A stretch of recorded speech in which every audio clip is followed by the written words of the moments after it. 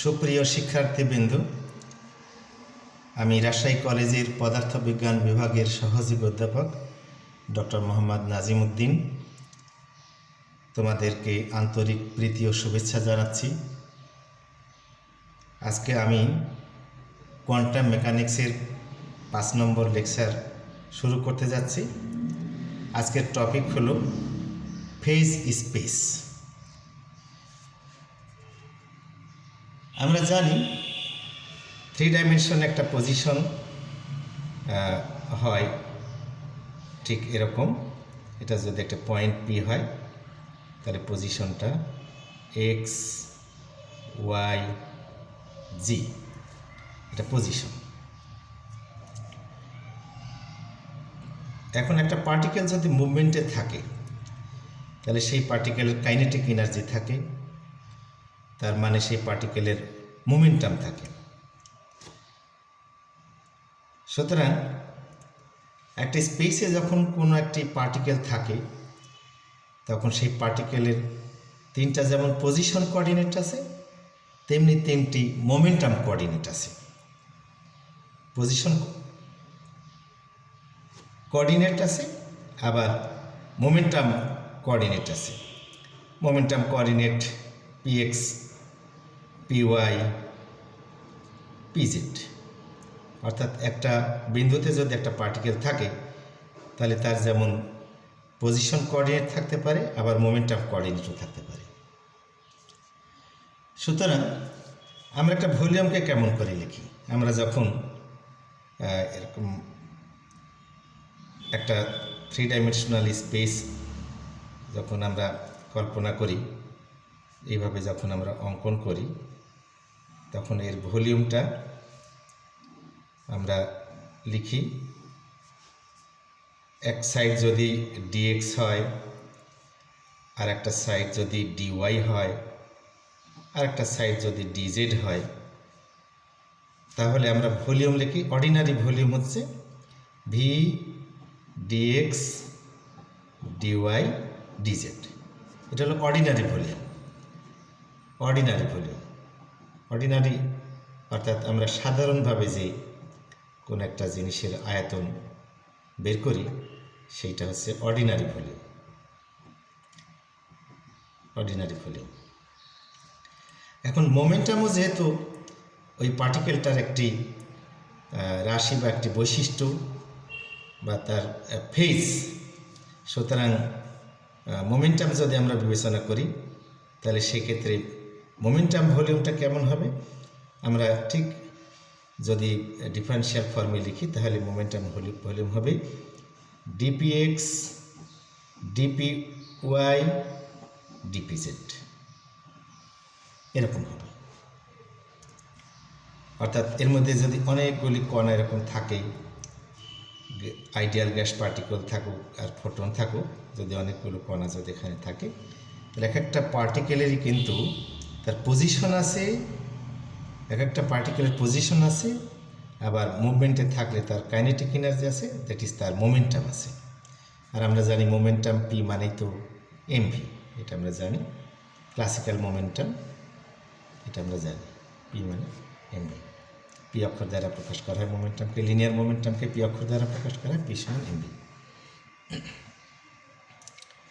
এখন তাহলে একটা পার্টিকেলের যদি পজিশন কোঅর্ডিনেট থাকে এবং মোমেন্টাম কোঅর্ডিনেট থাকে তাহলে সেই পার্টিকেলটার যে দশা স্পেস সেটাকে বলা হয় ফেজ স্পেস। এটাকে বলা হয় ফেজ স্পেস। ফেজ স্পেস মানে স্পেসে তার দশাটা কী অবস্থা। তাহলে ফেজ স্পেস এটাকে আমরা ভিপিএস দ্বারা প্রকাশ করব। তাহলে ভলিউম অফ ফেজ স্পেস কী হবে? Volume of phase space, volume of phase space হবে, আমরা সমান সমান লিখতে পারি dx dy dz dpx x subscript dp y dp z. Dx dy dz ছিল অর্ডিনারি ভলিউম, আর এটা হচ্ছে মোমেন্টাম ভলিউম। এটা হলো মোমেন্টাম ভলিউম, মোমেন্টাম ভলিউম।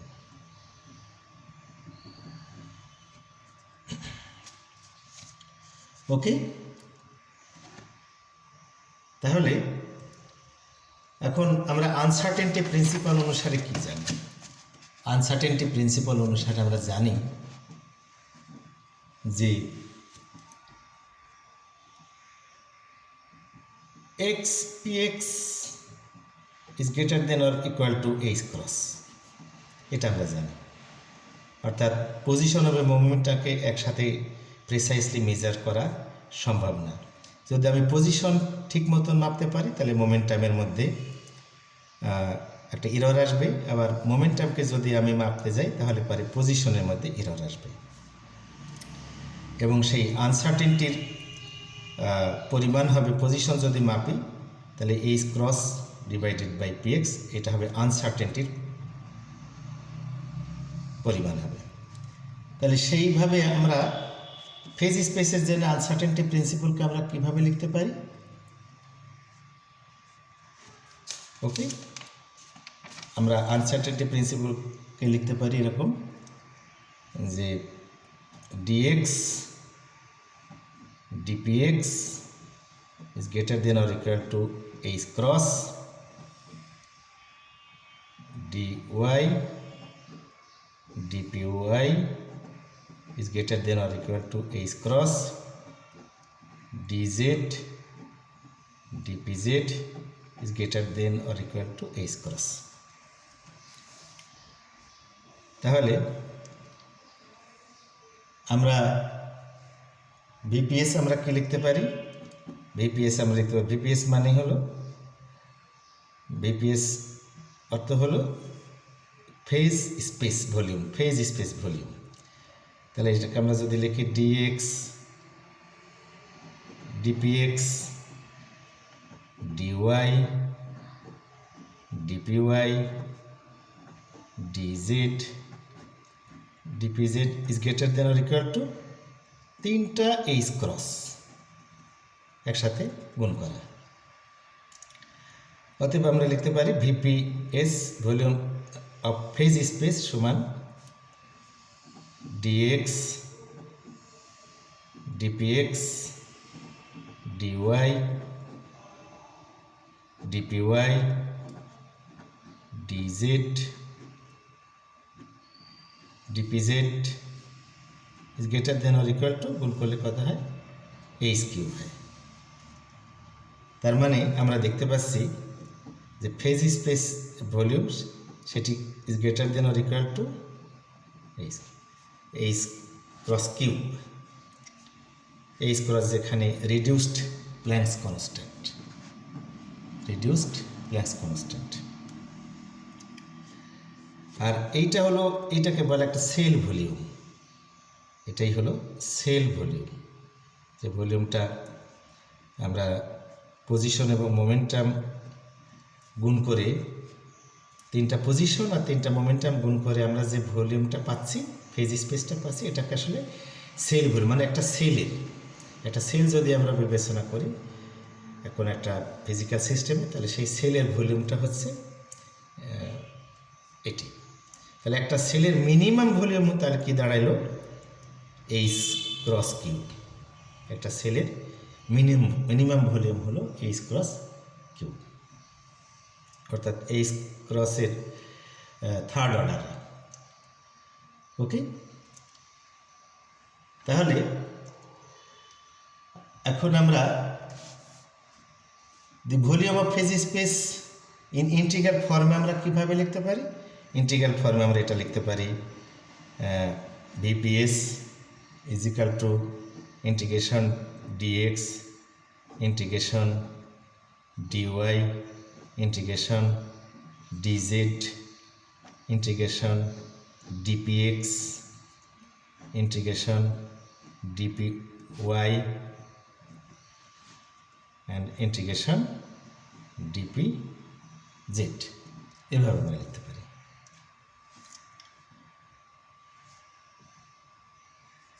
ওকে, এটাকে আমরা 1 নম্বর সমীকরণ বলি।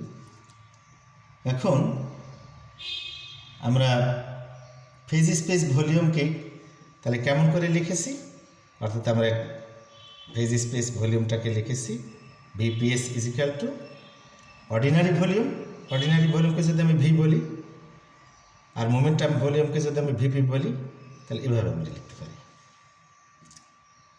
Ordinary volume dx dy dz, ordinary volume dx dy dz, আর momentum volume dpx dpy dpz. তাহলে পরে আমরা দুইটার গুণফল যেহেতু এখানে আছে, দুইটা গুণ করা আছে, ডিএক্স ডিওয়াই ডিজেড এখানে আছে, আবার ডিপিএক্স ডিপিওয়াই ডিপিজেড আছে।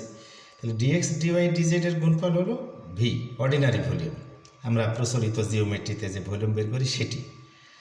আর মোমেন্টাম ভলিউম ডিপিএক্স ডিপিওয়াই ডিপিজেড, সেটার বদলে ভিপি লিখলাম। এবার আমরা লিখতে পারি, তো এটাকে আমরা 2 নম্বর সমীকরণ বলি। এখন আমরা ডি ব্রগলির ইকুয়েশন আমরা কি জানি? ডি ব্রগলির ইকুয়েশন আমরা জানি, মিটার ওয়েভে আমরা জানি ডি ব্রগলি ওয়েভ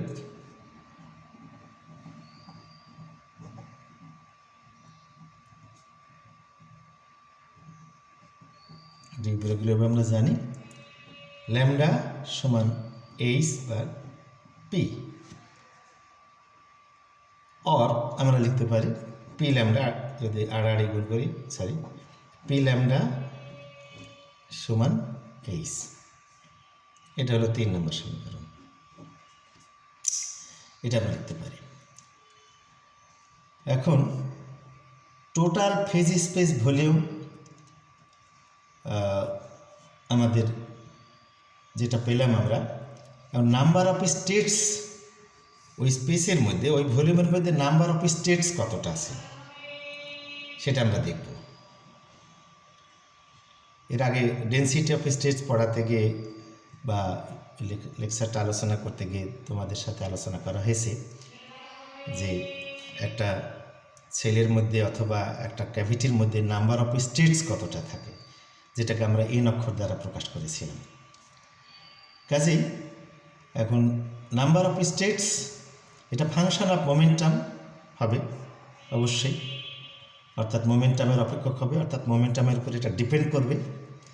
সুতরাং নাম্বার অফ স্টেটস আমরা বের করব কেমন করে, তাকে যদি আমরা এন দ্বারা প্রকাশ করি, আর যেহেতু এটা মোমেন্টামের উপর ডিপেন্ড করে সেই জন্য n function of p, p মানে মোমেন্টাম, এটা সমান হবে ফেজ স্পেস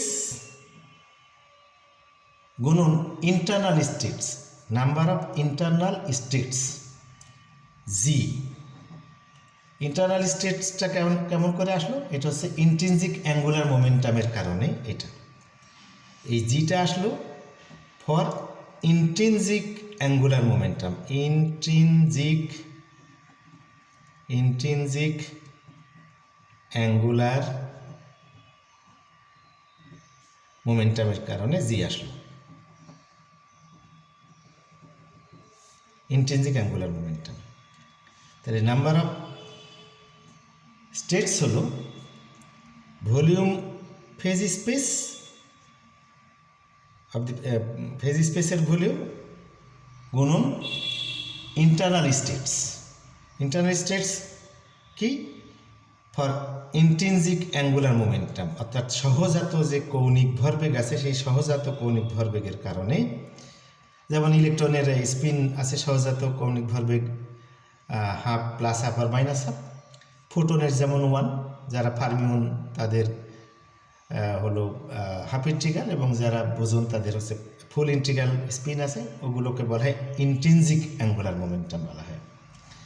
সুতরাং এখানে জি হলো একটি নাম্বার অফ স্টেটস, সেটি হলো ইন্ট্রিনজিক অ্যাঙ্গুলার মোমেন্টামের কারণে জি আসলো। তাহলে আমি এন বের করব, ফেজ স্পেসের ভলিউমকে ইন্ট্রিনজিক অ্যাঙ্গুলার মোমেন্টামের সংখ্যা দিয়ে গুণ করে, তারপরে আমরা কত দেখেছি, একটা স্পেসের মিনিমাম ভলিউম কত দেখেছি, এইচ ক্রস কিউব, এটা দেখেছি আমরা, এটা দিয়ে আমরা ভাগ করব। আবার আমরা দেখেছি নাম্বার অফ স্টেটস ভিপিএস সমান কী কী ছিল? অর্ডিনারি ভলিউম, মোমেন্টাম ভলিউম গুণন G divided by S cube. Okay, VPS সমান ছিল তো সাধারণ আয়তন, মোমেন্টাম আয়তন, আর জি তো এখানে আসি divided by minimum volume of a cell. H হচ্ছে মিনিমাম, এইচ ক্রস কিউব হলো minimum volume of a cell. Okay, তো দিস ইজ ইকুয়েশন নাম্বার 4। এখন মোমেন্টামও একটা কোঅর্ডিনেট, তাহলে মোমেন্টাম যদি কোনো স্ফিয়ারের কোঅর্ডিনেট হয়, সাপোজ একটা স্ফিয়ার আছে, সেই স্ফিয়ারের যদি মোমেন্টাম যদি কোঅর্ডিনেট অর্থাৎ পিএক্স পিওয়াই পিজেড যদি তার কোঅর্ডিনেট হয়, তাহলে বা পি যদি একটা মোমেন্টাম হয়, মানে রেডিয়াসটাই যদি পি হয়, আর না অর্ডিনারি না, অর্ডিনারি রেডিয়াস তো আমরা আর ছোটো হাতের আর অথবা বড় হাতের আর দ্বারা প্রকাশ করি। আর মোমেন্টাম একটা স্ফিয়ার যদি হয়, তার রেডিয়াস যদি পি হয়, তাহলে সেই স্ফিয়ারের আয়তন হবে অর্থাৎ ভিপি সমান হবে 4/3 pi p to the power cube, not r to the power cube, কারণ এটা মোমেন্টাম। ওকে, তাহলে number of states per volume কত হবে আমরা এখন সেটি বের করব। আমরা ডেন্সিটি অফ স্টেটস পড়াতে গিয়ে আমরা এটা বলেছি যে নাম্বার অফ স্টেটস পার ভলিউমকে অবশ্যই আমরা ছোট হাতের এন আর সাবস্ক্রিপ্ট এস সেটি দ্বারা প্রকাশ করব। আর এটা যেহেতু মোমেন্টামের উপর ডিপেন্ড করে, সুতরাং এইভাবে লিখব n is function of p, আর আমি যে এনপি পেলাম টোটাল নাম্বার অফ স্টেটস, সেটিকে এই যে আমি ভি দ্বারা ভাগ করব। ওকে, ভি দ্বারা ভাগ করব, তাহলে আমার এটা কি দাঁড়াবে? এটার সমান ছিল কত? এখানে 4 নম্বর সমীকরণ থেকে আমরা দেখতে পাচ্ছি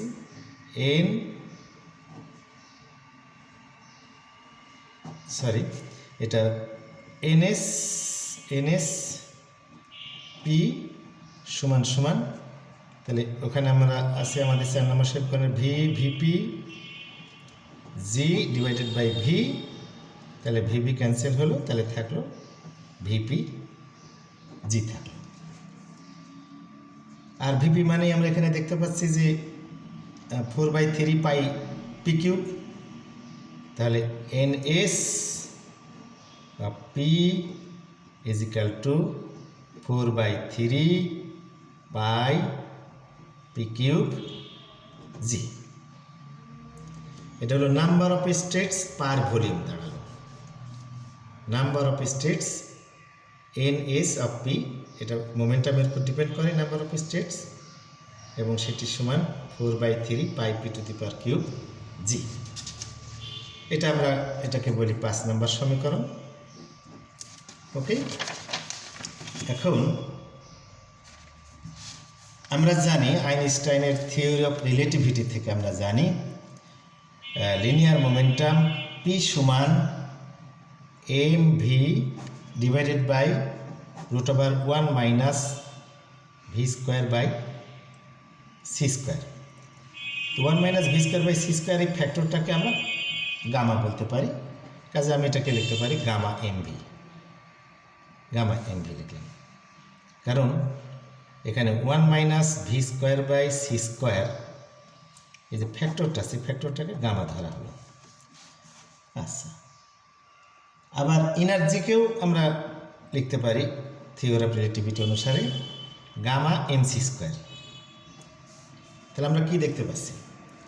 অর্থাৎ মোমেন্টামও যেমন এনার্জিও তেমন, অর্থাৎ দুই জায়গাতে কিন্তু গামা এম আছে, দুইটাতেই গামা এম আছে।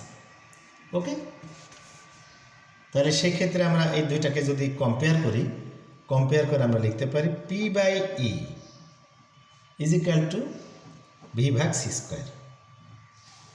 পি বাই ই সমান ভি বাই সি স্কোয়ার আমরা লিখতে পারি।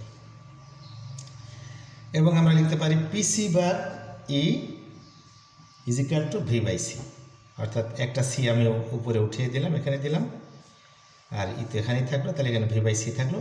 এটাকে আমরা বলি 6 নম্বর সমীকরণ, এটাকে বলি 6 নম্বর সমীকরণ। এখন আমরা আবার ই সমান গামা এমসি স্কোয়ার অর্থাৎ এনার্জির সমীকরণটাকে আমরা লিখছি, ওকে। এবং ই সমান mc square divided by root over 1 minus gamma মানে v square by C square, এটা লিখতে পারি। এখন আমরা 6 নম্বর সমীকরণে কি দেখলাম? 6 নম্বর সমীকরণে আছে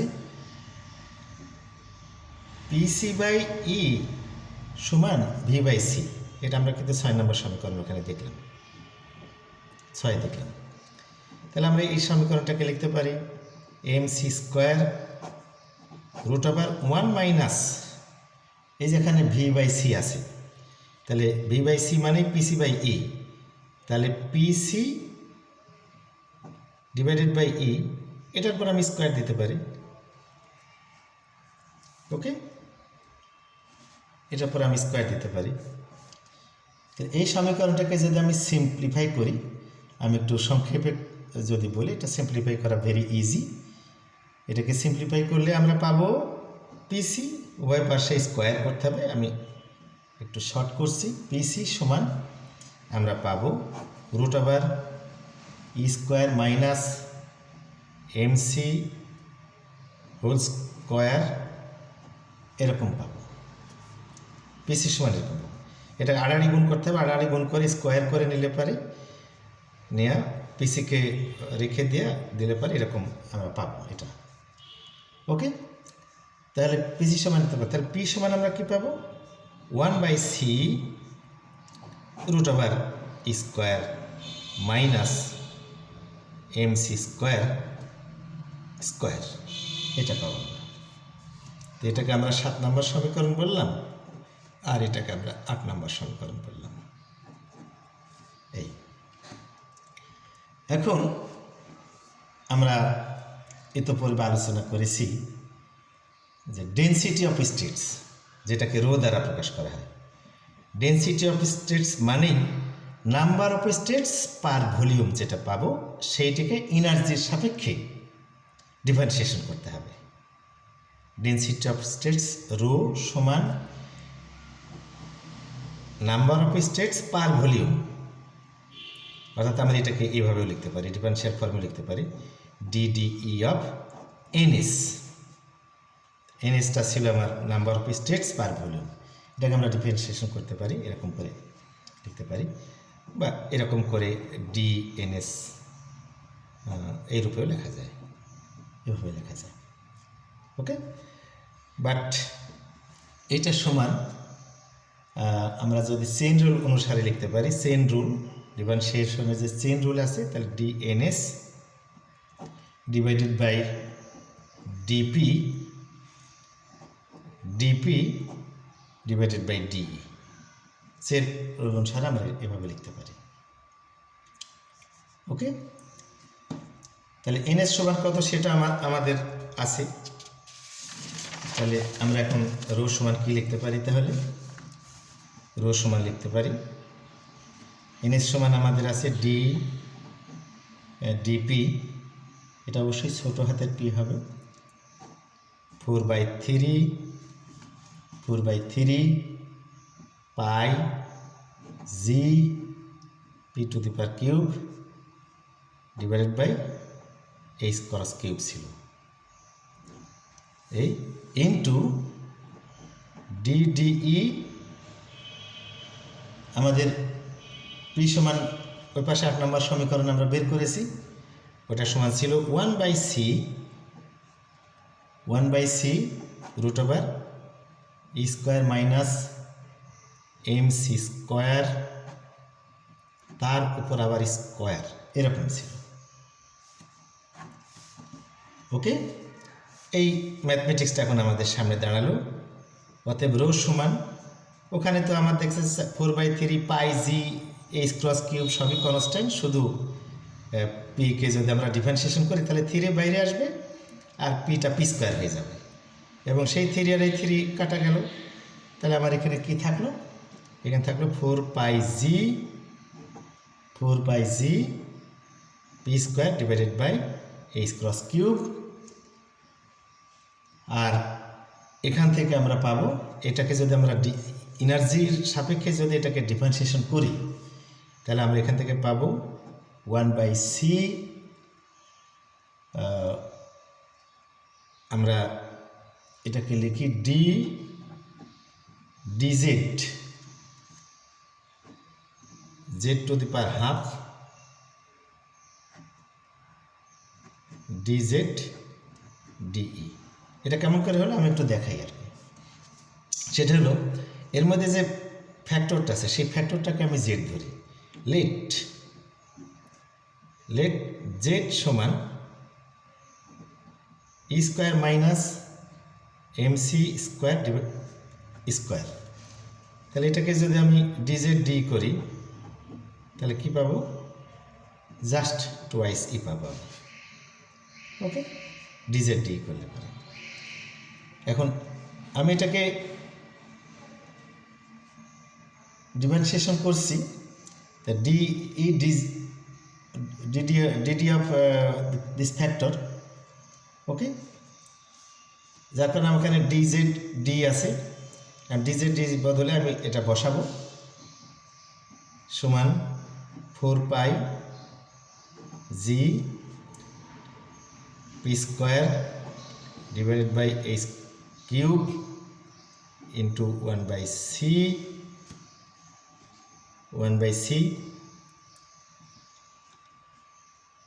কারণ এখানে এটা সমান তো জেড ধরা হয়েছে, তাহলে এটা তো z⁻½ ওই হাফ তো আবার সামনে আসবে, অর্থাৎ এটা জেডের সাপেক্ষে যদি আমি ডিফারেন্সিয়েট করি তাহলে হাফ সামনে আসবে। তাহলে হাফ সামনে আসুক, কিন্তু জেডের থেকে আবার z⁻½ থেকে 1 বিয়োগ হয়ে গেলে -½ হবে এটা। আর dz/d সমান আমরা পেয়েছি 2e পেয়েছি এখানে, এরকম পাবো আমরা। তাহলে রো সমান 4πg P square H cross cube into এই যে 2 কাটা গেল, থাকলো হচ্ছে 1/c, আর z⁻½ তাহলে এটা নিচে চলে যাবে, তার মানে এরকম করে আমরা লিখতে পারি। ওকে, তাহলে রো সমান 4πg P square H cross cube 1/c, আর এটার সমান আমার কত ধরা ছিল? এটা তো ধরাই ছিল হচ্ছে ই স্কোয়ার মাইনাস, তাহলে আমি এটার সমান লিখব e square minus MC square square, এটা আমরা লিখতে পারি। ওকে, এখন এই স্কোয়ার এটা সমান আবার স্কোয়ার মাইনাস এমসি স্কোয়ার, এটা আমরা আগে থেকেই দেখতে পারি। এটা সমান আমার কি ছিল? এটা সমান আমার ছিল পি, এটা সমান 1/, এরকম সি ছিল। তাহলে শুধু এটা সমান আমরা লিখতে পারি পিসি, আড়াআড়ি গুণ যদি করি তাহলে আমরা লিখতে পারি পিসি, তার মানে এটা সমান আমরা লিখতে পারি পিসি। পি সমান ছিল 1/c √ square minus MC square whole square. তাহলে এটা যদি রেখে দিই তাহলে আমরা আড়াআড়ি গুণ করলে লিখতে পারি আমরা পিসি। তাহলে আমার রো সমান দাঁড়াইলো, রো সমান আমার হচ্ছে আসলো rho 4πg P square H cross cube 1/c, আর ওইটা সমান দাঁড়ালো শুধু পিসি, এই দাঁড়ালো। সুতরাং এটাকে যদি আমরা একটু সিম্পলিফাই করি তাহলে আমরা দেখতে পাচ্ছি যে 4πg P square H cross cube, এখানে একটা ই হবে, একটা ই ছিল, এখানে একটা ই হবে, ই ছিল 1/h cross cube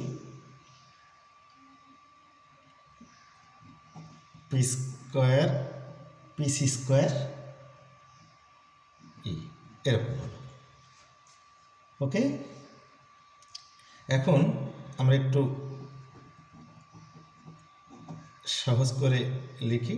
আমরা একটা ভ্যালু বসাবো, h ক্রস কিউব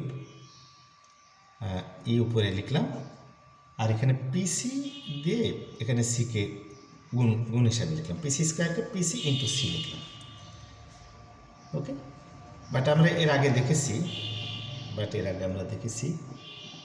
পিসি ভাগ ই, এর আগে দেখেছি v/c।